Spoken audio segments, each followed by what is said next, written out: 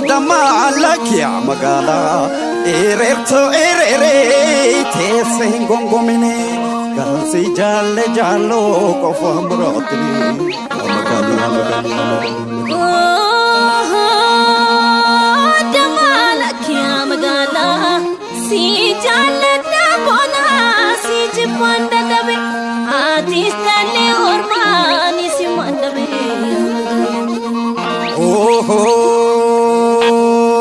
Damana warkarara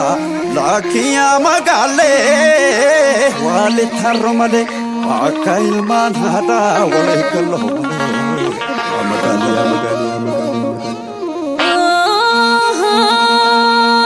damala kiya magala hindere tamale shampokoni dalu sinjala namale wasifana dalu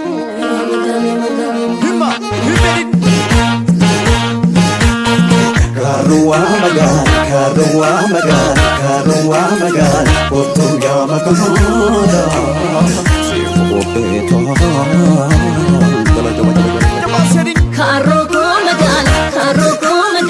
Karuko magal, kumbe ya bareda. Sifanan bagal.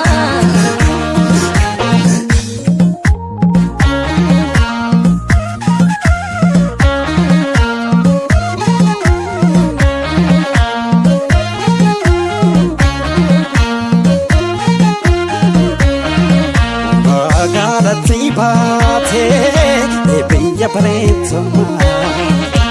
magaalatti baatee biyya bareedaa ani bifa fi dhaloota nangaafisi homa ani bifa fi dhaloota nangaafisi homa ani ol baatuleeraya ani gaatii warra waayu ol baatuleeraya ani gaatii warra waayu una kabe fakeeti ani silikin suudayu akabi fakeeti ani silikin suudayu ani kojongar jala ani kararun kabani ani kojongar jala ani kararun kabani ani silikin santre ani simalen kabani ani silikin santre ani simalen kabani ani garfa gora bahe ani didaga dilala ani garfa gora bahe ani didaga dilala ani punya nabasufi ani jalan lekebala ani punya nabasufi ani jalan lekebala ani karwa magara ani kotme silala ani karwa magara ani kotme silala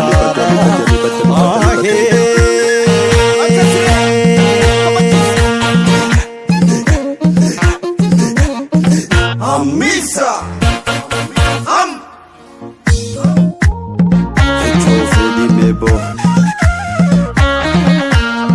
Amabile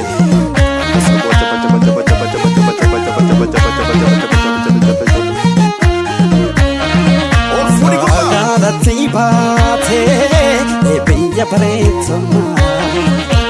Magalatti Baatee biyya bareedaa ani bifa fi dhaloota nangaafisi homa ani bifa fi dhaloota nangaafisi homa ani lalaafina bofa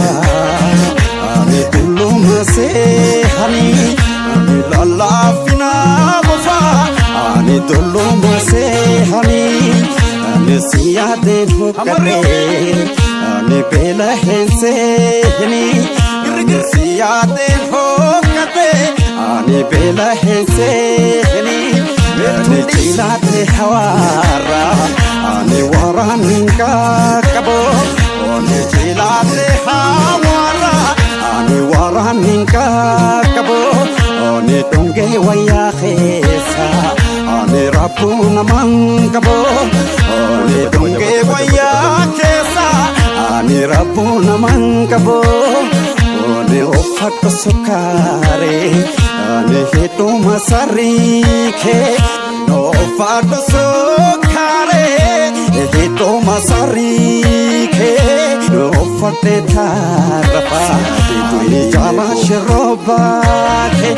no ofat tharapa ani jala shirobake ani karanwa magala ani kotume silala ani karanwa magala ani kotume silala ahe